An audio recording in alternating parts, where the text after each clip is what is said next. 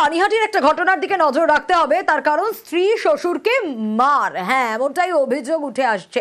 আর স্বামীর বিরুদ্ধে ঘোলা থানায় অভিযোগও দায়ের করেছে। কিন্তু এই স্বামী উজ্জ্বল মণ্ডল তিনি এখনো পর্যন্ত পলাতক। অভিযুক্তর কি কোনো রকম কোনো খোঁজ পাওয়া গেল? কেন এই মারধরের ঘটনা? সুবীর রয়েছে আমার সঙ্গে, আরো ডিটেল জানাতে পারবে।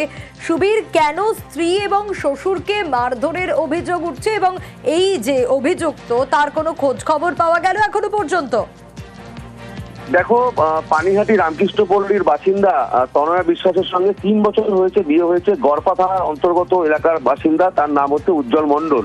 এবং বিয়ের পর থেকে কিন্তু পণের টাকা দেওয়ার জন্য কিন্তু চাপ দিতে থাকে স্বামী, এবং তারপর থেকে কিন্তু স্বামীর যে অবৈধ সম্পদ তাতেও কিন্তু সে জড়িয়ে পড়ে। এবং স্ত্রী তনয়া তার প্রতিবাদ করলে তাকে বেধড়ক মারধর করা হয়, তাকে বাঁশ লোহার রড দিয়ে ফেলে মারধর করা হয়। পাশাপাশি তার যে শ্বশুর অর্থাৎ যে তনয়ার যে বাবা, সে যখন বাধা দিতে যায় তাকেও কিন্তু বেধড়ক মারধর করা হয়। এবং এই যে মারধরের ঘটনায় কিন্তু আহত অবস্থায় স্ত্রী এবং শ্বশুর পানিহাটি হাসপাতালে ভর্তি রয়েছে।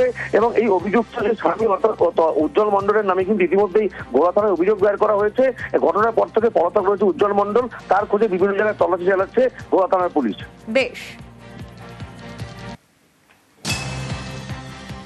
আমার মেয়েকে আমি এই 3 বছর বিয়ে দিয়েছি, বুঝেছেন। দেওয়ার পরে সে এই 3 বছর ও মানসিক শারীরিক তারপরে এত অত্যাচার করছে ওরে, মানে আমার জামাই ওকে। তারপরে সে মেরে ধরে ওকে প্রতিদিন বলে কি তুমি বাড়িতে যৌতুকের টাকা নিয়ে আসো, এই করে করে যৌতুকের টাকা আমি দেওয়ার পরে দিয়েই যাচ্ছি। আমার স্বামীকেও সেই দরজার ওইখানে ছিল, সে তাকে এরকমের ধাক্কা দিয়ে তাকে ফেলে দিয়েছে। আমি চাচ্ছি যে আমার মেয়ের সঠিক বিচার চাই। আমি শুনতে পাই তখন 10:30 বাজে, তখন খুব মারধর করছিল। তখন রাত্রিবেলা 10:30টার সময় এখান থেকে ওনারা বেরোনোর পর রুবি যেখানে উনি থাকে সেই ফ্ল্যাটে নিয়ে যাওয়ার পর তারপরে ওখান থেকে নিয়ে এসে আমাদের গড়পা থানায় আর যেতে পারেনি, কারণ ওনার মেয়েটার বাবাকে একটুখানি ধাক্কাধাক্কি করেছে। ওনার সুগার হাই হয়ে গেছিলো বলে ওনারও অবস্থা খারাপ, উনিও কথা বলতে পারছিল না, একদম পুরো স্ট্রোক টাইপের হয়ে গেছিল। আমরা চাইছি তো অবশ্যই যে বিচার হোক, একটা বাচ্চা মেয়ে, তার সাথে এরকম একটা ঘটনা ঘটেছে। আর এবার ঝোকা আইআইএম এর ধর্ষণের ঘটনার দিকে নজর রাখতে হবে, তার কারণ কল ডিটেলস এবার নজরে রয়েছে এই ঘটনায়। নির্যাতিতার মোবাইলের লোকেশন পুলিশের হাতে। নির্যাতিতার সঙ্গে কতদিন থেকে আলাপ অভিযুক্তর, কি রয়েছে আরো ডিটেল জানাতে পারবে অমিত রয়েছে আমার সঙ্গে। অমিতের কাছ থেকে জানতে চাইবো, অমিত এইবার ঝোকা আইআইএম এ ধর্ষণের এই যে অভিযোগ, এই যে ঘটনা, এতে কল ডিটেলস নজরে, তদন্তে কোন কোন বিষয়গুলোকে দেখা হচ্ছে?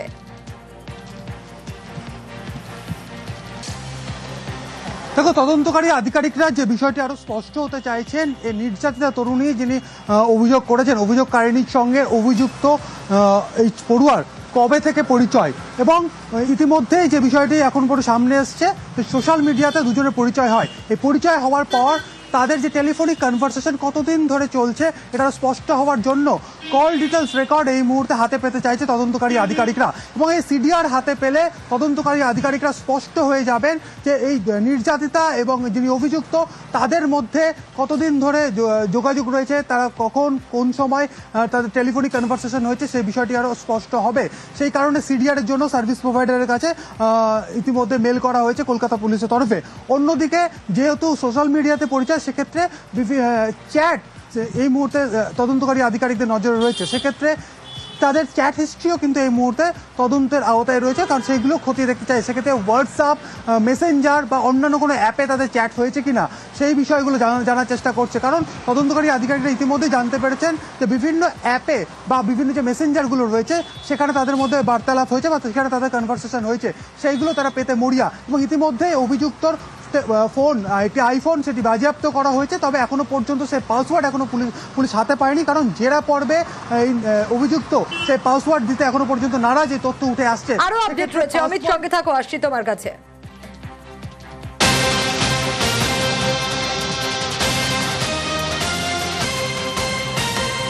আর এই যে ঝোকা আইআইএম এ ধর্ষণের অভিযোগ, তদন্ত তো চলছে। অভিযুক্ত পরমানন্দ, তার পরিবারের সঙ্গে যোগাযোগ করা হচ্ছে। কেন? তার কারণ এই যে মেয়েটি এসেছিলেন, নির্যাতিতা এসেছিলেন, বহিরাগত মেয়ে, তিনি কাউন্সিলিং এর জন্য এসেছিলেন, হিসেব মতো তো তিনি বহিরাগত, কিভাবে প্রবেশ করলেন, নানা প্রশ্ন উঠছিল। গতকাল আপনাদের আপডেট দিচ্ছিলাম, অমিতের কাছ থেকেই জানবো যে হঠাৎ করে সাইকোলজিক্যাল কাউন্সিলিং এর কি প্রয়োজন হলো। এই প্রশ্নটা নিশ্চয়ই পুলিশকে ভাবাচ্ছে যে তার কোনো মেডিকেল হিস্ট্রি বা কিছু রয়েছে কিনা, বা আগে তিনি কাউন্সিলিং করিয়েছিলেন কিনা এই অভিযুক্ত পরমানন্দ।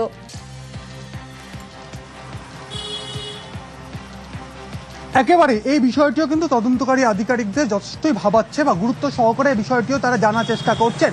কি প্রয়োজন পড়েছিল এই পরমানন্দের যে তার সাইকোলজিক্যাল কাউন্সিলিং এর প্রয়োজন হয়েছে বা দরকার পড়েছে, এই কারণে মেয়েটির সঙ্গে যোগাযোগ হওয়ার পরে তার নিজের কাউন্সিলিং করাতে চাইছেন পরমানন্দ।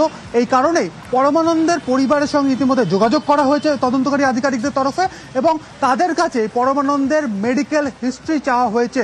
অর্থাৎ এই পরমানন্দ যদি কোনো সাইকোলজিক্যাল কোনো ডিসঅর্ডার বা সেই ধরনের কোনো প্রবলেম যদি থেকে থাকে, বা এর আগে তার যদি এই ধরনের কোনো ট্রিটমেন্ট বা চিকিৎসা তিনি করিয়ে থাকেন, তাহলে সেই চিকিৎসা সংক্রান্ত বা ডাক্তার দেখিয়ে থাকলে সেই ডাক্তারের সমস্ত নথি সমস্ত চাওয়া হয়েছে পুলিশের তরফে, এবং সেই সমস্ত বিষয় কিন্তু তারা খতিয়ে দেখতে চাইছেন যদি আদতেও এই অভিযুক্তের কোনো মানসিক কোনো সমস্যা ছিলেন কিনা, বা এর আগে কোনো মনোবিদকে তিনি মনোবিদের পরামর্শ নিচ্ছিলেন কিনা, সমস্তটাই কিন্তু এই মুহূর্তে তদন্তের আওতায় রয়েছে। এই কারণেই পরিবারের সঙ্গে যোগাযোগ করা এবং পরিবারের কাছ থেকে এই পরমানন্দের মেডিকেল হিস্ট্রি চেয়ে পাঠানো হয়েছে পুলিশের তরফে। অমিত সঙ্গে থাকো, আসছি।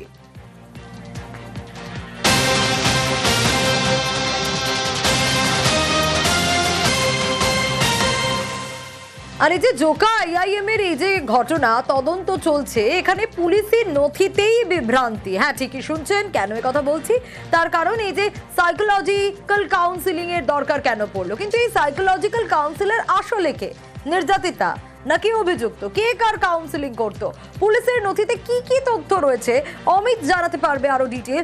অমিত, এখানে বিভ্রান্তি কেন, মানে কি কারণ পুলিশের নথিতে এই দুরকম তথ্য, কি জানতে পারছো? দেখো, আলিপুর আদালতে যে ফরওয়ার্ডিং লেটার বা ফরওয়ার্ডিং কপি পুলিশের তরফে দেওয়া হয়েছে, সেই ফরওয়ার্ডিং কপির দুটো প্যারাগ্রাফ ঘিরে কিন্তু বিভ্রান্তি তৈরি হয়েছে। এই ফরওয়ার্ডিং কপির প্রথম পাতার যে 2 নম্বর প্যারাগ্রাফটি রয়েছে, সেখানে নির্যাতিতা কি অভিযোগ করেছেন সেই পয়েন্টটি সেখানে বিস্তারিতভাবে লেখা রয়েছে। সেই জায়গায় বলা হচ্ছে যে অভিযুক্ত যিনি পরমানন্দ, তার সাইকোলজিক্যাল কাউন্সিলিং এর প্রয়োজন রয়েছে, আর নির্যাতিতা তাকে কাউন্সিলিং দিতে গিয়ে ধর্ষণের শিকার হয়েছেন। অন্যদিকে এই প্রথম পাতার যে 5 নম্বর বা 5 নম্বর যে প্যারাগ্রাফ রয়েছে, সেখানে পুলিশ উল্লেখ করছে যে পড়ুয়াকেই কাউন্সিলর বলে দাবি করছে। আর এখানেই বিভ্রান্তি, অবশ্যই আমাদের নজর থাকবে। অমিত, আর এবার নিউ ব্যারাকপুরের মাইকেল নগরের একটা ঘটনা আপনাদের বলি। ধর্ষণের চেষ্টা, জিম ট্রেনার সে পুলিশের জালে। 1 বছর ধরে জিম ট্রেনারের সঙ্গে এই অভিযোগকারীর নাকি সম্পর্ক। আর গত রাতে কি হয়েছিল ঠিক, কি অভিযোগ উঠে আসছে, জিয়াউল আরো ডিটেল জানাতে পারবে। জিয়াউল, দেখো, গত 1 বছর ধরে অর্থাৎ জিম ট্রেনারের সঙ্গে সম্পর্ক, এবং সেখানে তিনি জিম করতেন। কিন্তু গতকাল রাতে অর্থাৎ এই এক মহিলা তার বান্ধবীকে নিয়ে অর্থাৎ এই জিম ট্রেনারের বাড়িতে যায়, তখনই তাকে মদ্যপ অবস্থায় ধর্ষণের চেষ্টা করে, এমনটা অভিযোগ। পরবর্তীকালে তার বান্ধবী সেই কাজে বাধা দেয় এবং তাকেও বেধড়ক মারধর করে। ফলে ইতিমধ্যেই কিন্তু নিউ ব্যারাকপুর থানায় অভিযোগ দায়ের হয়েছে। অভিযোগের ভিত্তিতে জিম ট্রেনার অর্থাৎ একেবারে নিউ ব্যারাকপুরের মাইকেল নগর এলাকা থেকে গ্রেফতার করা হয়েছে। আদালতে গতকাল থেকে আদালতে পাঠানো হবে, এমনটাই পুলিশ সূত্রের খবর। বেশ।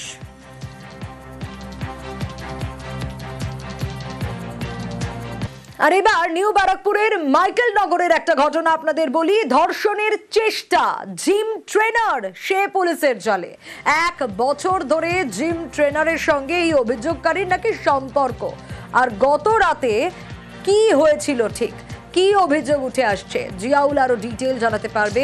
জিয়াউল, দেখো, গত 1 বছর ধরে অর্থাৎ জিম ট্রেনারের সঙ্গে সম্পর্ক, এবং সেখানে তিনি জিম করতেন।